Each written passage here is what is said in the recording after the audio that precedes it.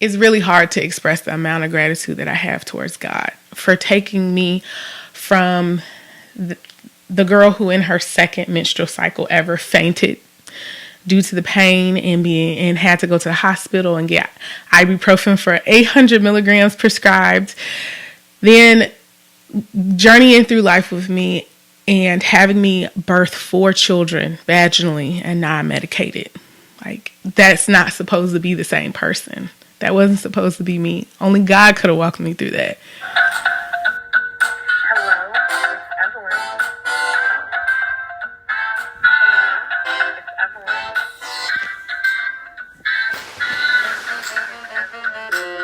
Evelyn. Hello, everyone. Welcome back to Grow Together with Eve. We're here today on YouTube and podcast. I'm Eve, and today we're going to dive into a personal story, my birthing journeys, and how they were planned in a way. But first, let's do a quick recap of what we're all about. Here at Grow Together with Eve, I love to share my knowledge and experience to help the planner babes out there make the best decisions for you. In this new series, my goal is to empower you with knowledge and resources to make informed decisions throughout pregnancy and your birthing journey. And this is for soon-to-be parents, those supporting those parents, and anyone seeking for a supportive community. Okay, so first we're going to start and talk about just really labor and delivery. We can get into pregnancy journey in another video. What we want to talk about with the first delivery was that active labor at home was really where the problem started for me. I ate chicken noodle soup earlier that day, and once that active labor hit, I ended up vomiting. And that really took me on a whirlwind journey. I was not ready for that, but I reset and used the tools that I had researched to manage the pain at home and labor as long as I could until I got to that transitional phase. That's that phase that most women talk about. Well, it felt like I couldn't do any more pain than where I was. I had been warned about this thanks to some great women that had surrounded me. And it gets deep there because mainly up until the end, laboring felt manageable. Until I got to that transitional stage. But during that transitional stage, I cried out in prayer. It was just really like, I know I'm supposed to be here at this point of feeling like I'm hitting a wall. But God, if I have to go any further, I need you to take control. And I cried out in prayer. And I remember like hearing or kind of like thought, it was like a thought that I knew wasn't my own and felt it in my heart. He took me back to Genesis and said, he promised me really that if I would trust him, that my pain wouldn't be multiplied, and that he would walk, and I trust that he will walk me through the pain and the whole thing until the baby came, that not only would my pain not be multiplied, it would be what it was intended to be, due to God's sacrifice on the cross of his son and resurrecting him from the dead on the third day. I believed in him, and that not only would he walk me through labor and delivery, but he will restore my marriage, that I would long for my husband and he would not lord it over me. If you saw my conception story, you'll understand why that was a big deal to me at the time. Well, I believed him. We moved forward and we went to the hospital, which was about a 40 minute drive for us. And by the time I got to the hospital, I believe it was about 9 centimeters dilated. I remember the nurses saying, like, this is not usually what happens. But I was able to get into the birthing tub, and we worked on it there. I remember in that in that birthing that I was a little nervous about like what to do and how to do it. But I would like pause to remember things and ask my midwife questions. And I do remember my husband telling me afterwards that I asked if I could scream. And I let down this growl and pushed her out with all of my strength. Later found out that caused a perinatal tear. Now, 3 years later, we're at the second birth. And this birth was a little bit different, or the challenge there was I was required to be on an IV due to needing antibiotics for an infection. And it was my first IV in life. It initially burned as the nurse entered, or she tried to find a vein. And once she found it, I guess due to it being improperly put in or too let down, dripped too fast, it had this burning sensation. So I had to tell her a couple times. That frustrated me, but we moved on from that. And I had back pain in this labor. It wasn't the same as the first, but I wasn't informed until the baby's face was coming out that she was forward presenting, or what they call sunny side up. Usually this is harder to deliver. It does cause back pain, and it usually results in a tearing or like trauma to the baby. Thankfully, none of that happened. We just had the back pain, but again, due to some of the reading that I did to prepare, I was able to tell my husband kind of what I needed him to do to help me with back pain. That birth was also water birth. It, like I said, it felt harder, but crying out to God and remembering what he had promised me in that first labor and delivery experience is really what got me through it. Now for the third birth, we knew the gender of this baby, and so I knew it was going to be a boy. Was very excited, but the thing that was worrying me on the way to the hospital was I had nausea and heartburn. I tried to remedy it at the local drugstore because I was nervous it wasn't going to go away. Resulted in vomiting, and it was going then, thankfully, but I was worried it was going to come back. And then I ended up having to have an IV, also needing antibiotics for an infection that's supposed to be like common for women in pregnancy. So that there was just like the mind juggle of the pain and like trying to keep that IV out of the tub during a water birth. And so that's why I bring that up. But for some reason, like the memory of that third pregnancy was a little bit lighter. It was just like, okay, I feel like, it was some challenges to pivot through. It was different, but the pain was manageable. And that was always a fear for me, was that pain due to the experiences that I had throughout my menstrual cycle. This fourth pregnancy and delivery was really nerve-wracking for me. And I would say fear. If you watch or read any of my social media, you know that fear is something that I struggle with in my faith walk. And for the fourth pregnancy, being 37 versus being 28 was huge for me. Just shortly because my grandmother didn't make it to her 40th birthday. And she had 4 kids, and this is my 4th baby. So there was just fear, and I'm named for my grandmother. So there's just a fear surrounding it. I had a panic attack a couple days or earlier within that week. So there was a lot of things where I had been shaken up. Nevertheless, through prayer, with my inner circle and moving forward, of course, like there was no turning back at this point, but we moved forward. However,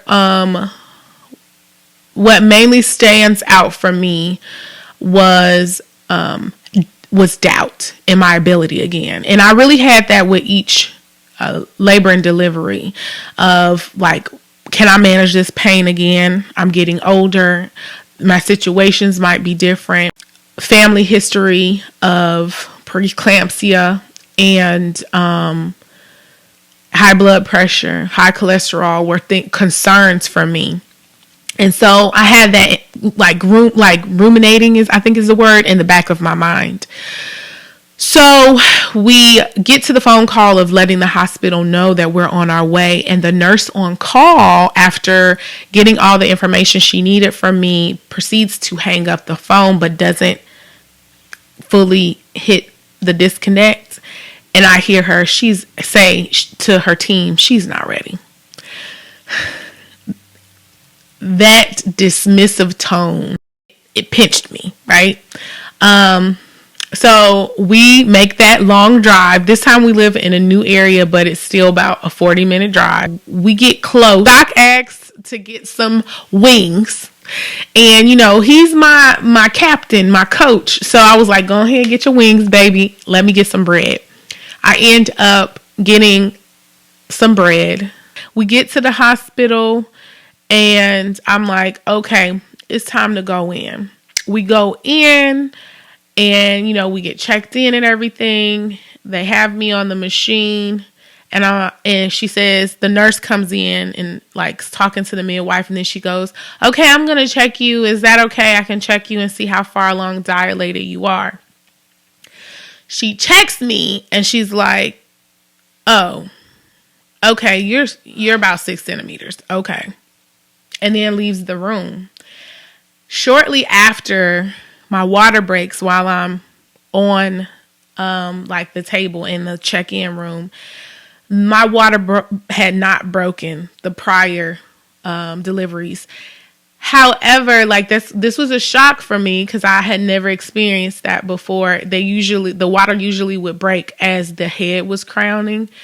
And so the midwife comes and looks and she's like, oh, hold on one second. She gets the nurse and then the nurse is like, oh, well, there's meconium present. So sorry, Mom, you won't be able to have a water birth this time. My heart sunk. And I was like, babe. And he was like, it's okay. You got this. We know what to, we know kind of what to do. I think we got this. You got this. And not really that hyped because he's not that personality. If you stay to the end, I'll show you some footage from how he was with me in this room, just so you can see what his personality is like. And so I have that support that you got this, but I'm still nervous. And so we get into the room and I'm staying longer with this story, y'all, because this one was the one that I didn't know if it was going to go the way that we had planned. I'm back and forth from the bathroom. I'm like, do you have to monitor me? This is uncomfortable. And they're like, sorry, we have to monitor baby because of the meconium being present. We have to monitor baby. And I'm like, okay. And so this is completely different for me. I'm not in water. I'm under a machine. I don't have the freedom that I was used to having. And it feels awkward because I'm not in water. And I have been in water 3 times before to help manage the pain and get into position and things like that. That's how water supported me. But there was something different. I was feeling in my heart, it was I don't want water. I don't want the water birthing. Hearing the Lord saying now that he didn't want water birthing to be able to be the room to say, oh, that's why you were able to do it. It was him. It was him every time. So, we proceed. I finally, after another bathroom break, say, okay, I feel like it's time to go. So I get on the bed. I try to get in position. I'm like, no, this isn't working. Then I get on a exercise ball on top of a towel, of course, and some other things. And trying to get into position, rocking, trying to get into position. And it's okay, what happened to the sensation to push this baby out? And then, Oceans comes on. If you listen to Christian music, you know Oceans. And I've had playlists every labor and delivery, and there would be significant moments in the prior ones with music, but this one was different. I'm listening to the words of the song because I've heard this song so many times before, but now it's hitting me in significance. And it says, you guide me along waters, and in deep or still until places unknown. I believe I'm saying the lyrics right. Maybe we can have it up here for the YouTube friends. And so I began to cry out, and I'm saying the lyrics, and I'm like, Lord, you say you will be with me. I believe you. I need you with me. And, praying in my heavenly language. And I'm just like, I need you. I need you to help me birth this baby. And there was like, at this point, no shame, like no crying, no like praying quietly, no asking if I could pray, just like praying. Cause I'm like, at this point, we're in this room. It's my husband, me, and this nurse, or no, this midwife. And I'm like, she gonna have to hear me pray. I'm pretty sure she's heard worse things in labor and delivery rooms. And so, I cried out, and then next thing I know, I'm like, okay, I'm ready. And then she's like, do you want to get up on the bed? Cause I can't have you labor like the baby can't fall onto the floor. So I'm like, okay. So I get in the bed, and then I'm like, what position I can't go on my back. So she's like, lay on your side. I lay on my side, and I said, can I have your hand? I grab her hand, and I put my foot like right here on her, and I got her hand, and I got my foot on her shoulder, and I just like bear down. And she's like, okay, take it slow, Mom. Like, she guides me through, and we deliver the baby. It was a blessing. It was a relief. And so I'm just so grateful for that experience, for those experiences. And I wanted to share just the overview of the success and let you know that this is the first video of a series where we will be going into, I got my notes here, preconception all the way into prepping for labor and delivery. So like 8 different parts to share with you a little bit more of what happened with each one and preparing, how God prepared me. Because I want to say I planned it at some points, but really it was Him placing good thoughts before me to plan out. Him sending me advisors and great counsel to plan things out. And I want to support you and be able to share those things for you, and also guide you into praying and looking for that support from God for yourself. What I would have done differently, this is something that I like to talk about in my How I Planned videos. What I would have done differently was document in one place. With decluttering and moves and not trying to keep too much stuff, I've lost some of the documentation that I had, but I would have liked for it to be in one place for myself, just to be like a monument of praise and a place to go to remind myself of how God walked me through the prior delivery, because there would be moments of weakness with each one. And I think that's good to share, because even though He walked me through 4 of them, each time I still had fear. I still had moments of weakness and I say weakness because I began to doubt, and I had room to say negative things about what was going to happen. And had things happen that weren't planned, then it would have been what it was, I'm sure I'm grateful that God has ways to help us along. But for me, I know what He had promised me. I know what He told me He wanted me to do. And also, in speaking in that, I would just encourage you throughout this journey to just be mindful of who is in your crew, or who is your support. Are they on board with this? Are they not? And pray about it. Because one of the things that I also remember being a challenge during that last labor and delivery was, after the baby was born, hearing an older nurse say to the nurse who had stepped away, I told you you were going to have to leave out of the building for that baby to be born. And really, what that says to me in my heart was her disbelief had to be removed for me to move forward. And maybe in other situations that can move forward with others holding disbelief in that presence. But I know that for me, that's what God showed me after, was just like that had to leave the atmosphere for you to be able to break through.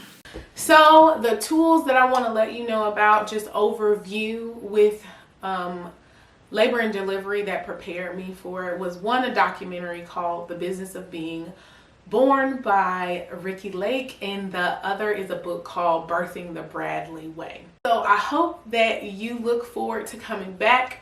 If so, definitely put in the comments, I'll be back. If you enjoyed this video, I want to invite you to like, comment, and subscribe. And to remind you that throughout this journey, you are not alone. I am here for you. I look forward to answering questions and chatting with you through these topics. And remember, as always, keep growing. Well, see, I'm not in pain, so me no hurt right here. I'm at 0. Me no hurt. Well, that's what it says, no hurt. So me no hurt. But Okay, no more jokes. I think it's about to be another one because the baby's heartbeat went up. okay, all right. I'm gonna cut out. Okay, we'll go to sleep. I'm 8 centimeters dilated. What they gonna like? Let's look at that chart. You gonna show them the chart? All right, I'm a doctor, but not a medical one. So somewhere here is where we thought we were, but we're more over here. We need to go here. So Evelyn's gonna be here, and then we're gonna go over here. While you were doing this. There's no spot for the father. Oh, that's kind of sad. They could put like father right here for us. You know, those that are involved. That's a message to the dads out there. Y'all need to step up y'all's game. Okay, I'm gonna turn it off.